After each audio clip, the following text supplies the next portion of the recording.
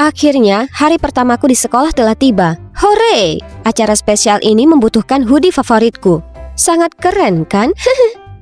Tapi entah dari mana, aku dihadang oleh sekelompok cowok dan antrean murahan mereka. Tidak ada waktu untuk urusan monyet, tapi mereka tidak mengizinkanku pergi. Hei, apa kamu tahu siapa aku? Aku! Semuanya tiba-tiba menjadi buram. Oh tidak, kacamataku! Aku tersandung saat mencoba meraihnya kembali, tapi terdorong ke lantai. Semuanya, enyahlah, berikan aku itu. Aku mendongak dan samar-samar melihat pahlawanku menawarkan bantuan kepadaku. Dia memberiku kacamataku dan aku mengucapkan terima kasih. Tapi dia hanya menatapku dengan dingin dan pergi tanpa mengucapkan sepatah kata pun. Aneh. Oh, ngomong-ngomong, aku Hazel Palmer, 17 tahun. Tapi aku di sini bukan sebagai murid. Tapi aku seorang guru. Ya, kalian tidak salah dengar. Bukan untuk menyombongkan diri, tapi aku cukup jenius. Aku bahkan ditawari posisi dalam proyek penelitian kampusku yang sudah aku tolak untuk mengejar impianku menjadi guru SMA. Jadi inilah aku pada hari pertama aku menjalaninya. Pertama, aku diperkenalkan dengan guru-guru lain. Tapi aku tidak menyangka mereka hanya menatapku dengan tatapan menghakimi. Untunglah setelah pertemuan tersebut seorang guru muda bernama Rebecca dengan ramah menyambutku dan bahkan memberitahuku tentang beberapa anak nakal di sekolah. Sekarang saatnya bertemu dengan murid-muridku. Segera setelah aku menyelesaikan perkenalanku, seluruh kelas langsung berubah menjadi sarang lebah. Bu, bagaimana kalau kita melanjutkan pelajaran ini di bioskop malam ini? Mulet, tindik hidung, orang ini pastilah Lukas terkenal yang telah diperingatkan Rebecca kepadaku. Tolong, memangnya kamu akan berkencan dengan seseorang yang mengenakan hoodie konyol seperti itu? Iya, siapa yang membiarkan wibu mengajar di sini? Astaga, aku tidak mengharapkan reaksi ini. Aku mencoba mengembalikan keheningan, tetapi tidak berhasil. Aku kehabisan kesabaran. Diam, atau kalian semua akan mendapat nilai F. Syukurlah itu berhasil. Itu akan menunjukkan kepada mereka siapa yang bertanggung jawab. Tapi inilah masalah lain. Mustahil. Pasti ada seseorang yang benar-benar datang ke sini untuk belajar, kan? Oke, siapa siswa terbaik di kelas kita? Ethan. Bukankah dia membantuku di lorong? Tapi sepertinya dia tidak mengenaliku. Oh, oke. Lihat. Ethan, kan? Bisakah kamu menyelesaikan persamaan ini? Aku kira mengejanya agak sulit untuk orang yang suka angka sepertimu. Dan seluruh kelas tertawa. Astaga, ini sungguh luar biasa. Bagaimana dengan siswa terbaik kedua? Cassie Santiago? Nama itu terdengar seperti nama teman lamaku.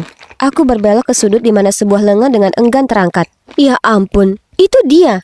Senang sekali melihat wajah yang familiar di sini, tapi kenapa dia menghindariku? Sore itu, saat berjalan menuju mobilku, aku melihat Cassie dan teman-temannya menggoda seorang gadis. Begitu melihatku, mereka langsung kabur, tapi aku berhasil menangkap Cassie. Cassie, sejak kapan kamu menjadi gadis yang kejam?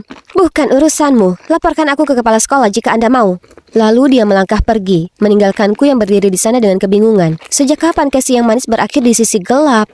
Ternyata, belum lama ini, ayah Cassie meninggal dunia karena kecelakaan, meninggalkannya tinggal bersama ibu tirinya. Ini pasti membuatnya sangat sedih, sehingga dia memasang topeng dingin dan sembrono ini sebagai mekanisme pertahanan. Itu sangat menyedihkan. Jadi untuk membuat Cassie merasa dilibatkan dan juga untuk meningkatkan kinerja seluruh kelas, aku membuat rencana induk. Lebih banyak PR. Belum selesai, poin minus. Dan setiap pelajaran akan datang dengan hadiah. Ujian saat istirahat, dan aku meminta Cassie dan Ethan untuk membantu siswa lainnya. Namun saat aku memanggil Cassie ke dewan, anehnya dia tidak bisa melakukan persamaan sederhana. Awalnya kupikir itu cuma sikapnya yang memberontak, tapi saat ujian hari itu, aku melihat dia meniru jawaban Ethan. Apakah itu berarti semua nilai A-nya berasal dari kecurangan? Tidak hanya itu, hal yang lebih mengejutkan lagi, yang ku ketahui adalah Ethan adalah saudara tirinya. Setelah kelas selesai, aku datang untuk berbicara dengannya, tapi dia tidak memperhatikanku. Cassie, aku tahu rahasia di balik nilai A-mu. Nilai tinggi tidak berarti apa-apa jika bukan hasil kerja kerasmu sendiri. Keluarlah dari urusanku.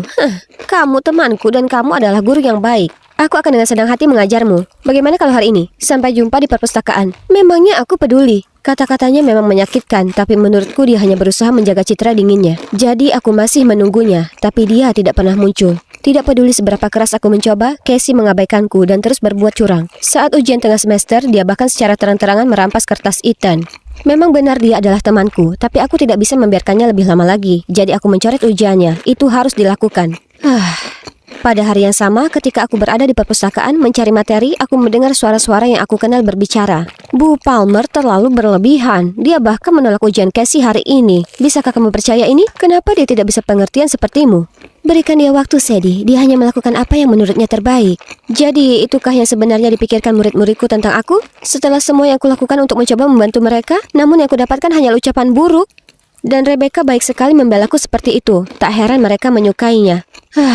Beberapa hari kemudian, hal yang tidak terduga terjadi. Casey, Lucas, dan beberapa orang lainnya datang dan meminta pelajaran tambahan. Akhirnya mereka mulai mempunyai minat lain dalam belajar. Tapi aku tidak tahu kalau itu hanyalah tipu muslihat dari murid-muridku tercinta untuk mengubah hari-hari berikutnya menjadi mimpi buruk. Dan penghasutnya adalah Lucas, menurutku. Suatu hari aku hampir pingsan ketika menemukan sarang semut besar di dalam tasku. Suatu hari celanaku menempel di kursi dengan permen karet. Untungnya, Ethan selalu muncul tepat waktu untuk membantuku. Dia benar-benar misterius, tidak seperti sebelumnya. Dia tidak hanya mencoba membelaku di kelas, tapi dia juga membantuku membawa buku. Tapi aku tidak berharap dia terlalu peduli.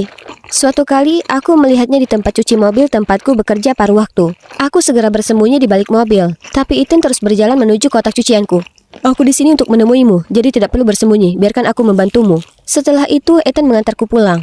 Kami banyak mengobrol dan aku merasa cukup nyaman untuk bercerita tentang kondisi kesehatan ibuku dan bagaimana aku kerja paruh waktu untuk menutupi biaya rumah sakitnya. Sisi dirinya yang ini jauh berbeda dari biasanya, dan itu mengharukan. Tiba-tiba kami melihat seorang wanita tua yang tampak tersesat sehingga kami menawarkan untuk membawanya pulang. Dan coba tebak, dia adalah nenek dari Lucas yang terkenal kejam. Aku benar-benar kaget dengan betapa besarnya seorang pemberontak seperti Lucas yang sangat peduli pada neneknya. Aku tahu dia sangat mencintainya. Sayang sekali, dia satu-satunya keluarga yang dia punya sekarang. Lucas, aku tahu belajar bukanlah hal yang kamu suka. Tapi tidakkah kamu berpikir nenekmu akan bahagia jika kamu melakukannya?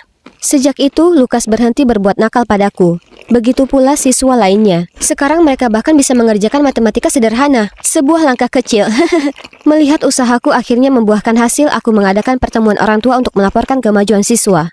Di tengah presentasiku, fotoku sedang bercosplay sebagai Sailor Moon muncul di layar. Ya Tuhan, kenapa itu ada di sini? Beraninya kamu membiarkan hal kekanak-kanakan ini mengajari anak-anakku. Kemudian dia bergegas pergi, diikuti oleh semua orang. Aku pikir aku akhirnya memiliki murid-muridku di pihakku. Ternyata aku tidak pernah melakukannya. Lalu tibalah hal terakhir, hasil tes kesehatan ibuku. Aku tidak bisa menahan tangis, mengeluarkan semua emosiku yang terpendam. Lalu tiba-tiba sebuah tangan diletakkan di bahuku. Apa yang salah? Kesehatan ibuku memburuk dan dia memerlukan operasi segera.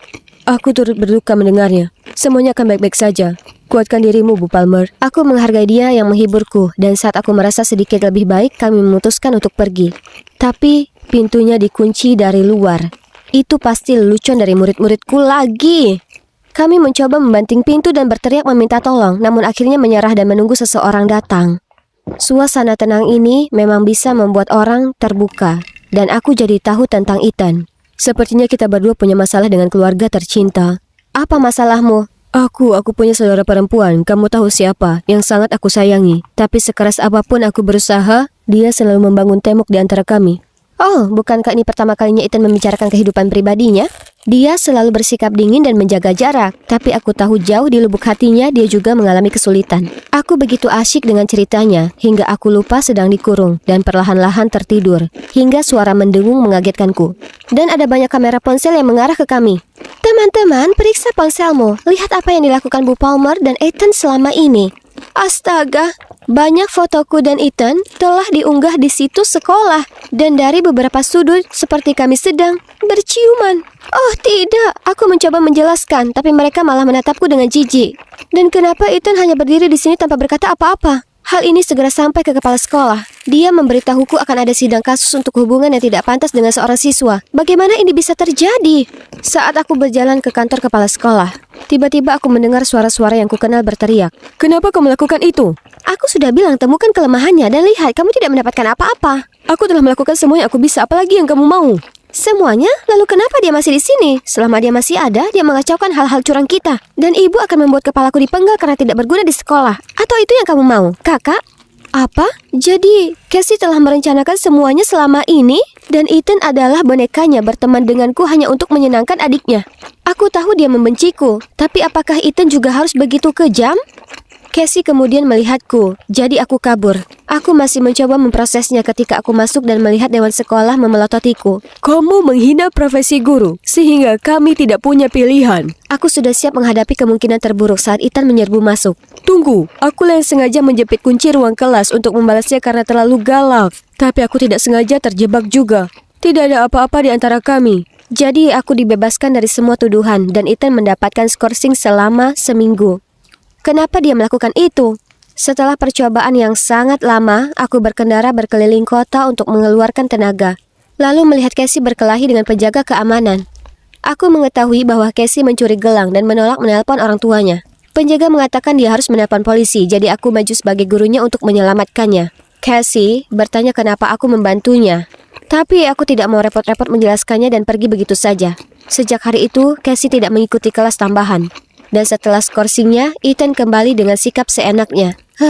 Tidak ada waktu untuk mengkhawatirkan keduanya. Misiku sekarang adalah mempersiapkan siswaku untuk ujian akhir mendatang dan mendapatkan kembali prestisku.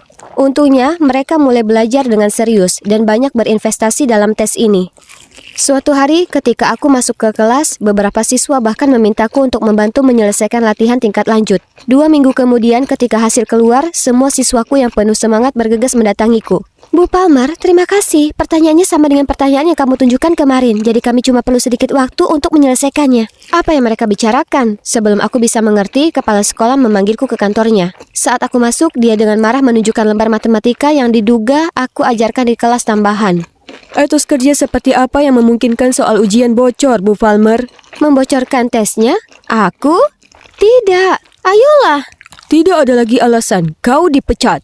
Tidak. Mereka tidak bisa menghukumku atas sesuatu yang tidak kulakukan. Seseorang pasti telah menjebakku. Aku tanya siswaku di mana mereka mendapatkan kertas itu. Dan mereka bilang itu sudah ada di meja saat mereka masuk kelas. Jadi Casey dan Ethan pasti berada di balik semua ini. Kerja bagus Ethan, karena telah melakukan tindakan penyesalan hanya untuk membuat rencana yang lebih besar untuk mempermalukanku. Baiklah kalau begitu, mereka menang. Menganggur dan putus asa dengan biaya rumah sakit yang harus ditanggung. Aku harus bekerja di tempat cuci mobil serta mengambil sip malam di 7-Eleven. Tapi selain gajinya yang kecil, ada bonus berupa telur busuk dan tomat. Tatapan sinis dan komentar sinis yang mengatakan aku tidak pantas menyandang gelar guru. Skandal itu benar-benar menjungkir balikan hidupku. Lalu saat aku berada di rumah sakit bersama ibuku, tiba-tiba Ethan bergegas masuk dan berkata dia akan membersihkan namaku. Membersihkan namaku? Bukankah dialah yang menjelek-jelekanku? Apa yang dia mainkan kali ini? Karena tidak ada ruginya, aku dengan enggan pergi bersamanya. Dia kemudian membawaku ke ruang kendali sekolah. Kepala sekolah juga ada di sana. Lalu aku melihat Sadie berdiri di atas panggung. Ethan bilang dialah yang diam-diam meletakkan lembar matematika di atas meja. Apa? Tapi, Rebecca? Aku membagikan tesnya seperti yang kamu katakan, tapi aku takut. Bagaimana jika ada yang mengetahuinya? Jangan khawatir, Bu Palmer telah dipecat. Tidak ada yang akan mengetahuinya. Aku hanya mengambil kembali posisiku sebagai guru tercinta yang dapat melindungi kalian semua. Tidak, aku harus menceritakan semuanya kepada kepala sekolah. Siapa yang akan mempercayaimu? Aku. Marah, aku bergegas ke panggung dan menghadapinya. Rebecca, kukira kamu adalah temanku. Bagaimana bisa? Jangan tanya aku, tanya dirimu yang palsu. Bukankah kamu hanya berusaha membuat para siswa menyukaimu? Omong kosong apa yang dia katakan? Aku hanya melakukan tugasku untuk menjadi guru yang baik. Bagaimana dia bisa begitu egois dan kejam? Karena cemburu? Bu Palmer mendapatkan rasa hormat dari muridnya karena hatinya. Lihat kamu, apa yang disebut cinta yang kamu miliki datang dari menipu mereka dengan semua kebohonganmu. Itu sebabnya mereka menjadi keras kepala dan meremehkan belajar. Aku tidak tahu kamu orangnya seperti itu. Bagaimana bisa kamu menyebut dirimu seorang guru? Kepala sekolah tidak bisa menyembunyikan kemarahannya, memecat Rebecca, lalu meminta maaf padaku dan menawarkan pekerjaanku kembali. Tapi setelah semua masalah ini, sekolah ini benar-benar menguras tenagaku. Aku tidak tahan lagi, jadi aku menolak. Saat aku menyeka air mataku, Ethan datang ke sisiku. Bu Palmer, aku minta maaf atas semua yang kulakukan. Aku hanya mencoba menyenangkan Casey, tapi sekarang aku tahu aku hanya menyakitimu. Aku sudah mengetahuinya. Aku hendak pergi ketika sekelompok siswa yang dipimpin oleh Casey mendekati kami. Lalu Ethan memberitahuku bahwa Casey lah yang membantunya dengan rencana memancing Rebecca agar mengakui perbuatannya. Maaf atas semua hal buruk yang kulakukan padamu. Tolong kembalilah. Kami telah belajar banyak hal sejak ibu pindah ke sini. Tolong jangan tinggalkan kami. Peristiwa yang gila. Aku akhirnya bertahan. Maksudku, ini adalah pekerjaan impianku dan aku bukan orang yang mudah menyerah. Aku juga berbicara dengan ibu tiri Casey tentang pembelajarannya. Ternyata dia tidak menyadari pendekatan ketatnya menyebabkan keretakan di antara mereka semua. Cassie, Ethan, dan ibu mereka mengobrol, dan kini mereka tampak lebih memahami satu sama lain. Aku sangat bahagia untuk mereka, dan kami menjadi teman setelah itu. Waktu berlalu, dan sekarang murid-muridku atau teman-temanku sudah lulus dan akan segera terbang untuk mengejar impian mereka sendiri. Tiba-tiba, Ethan menyeretku ke sudut. Jadi mulai sekarang kita bukan lagi guru dan murid, kan? Sepertinya, tapi... Tapi apa kamu masih bisa mengajariku? Ajari aku cara mencintaimu.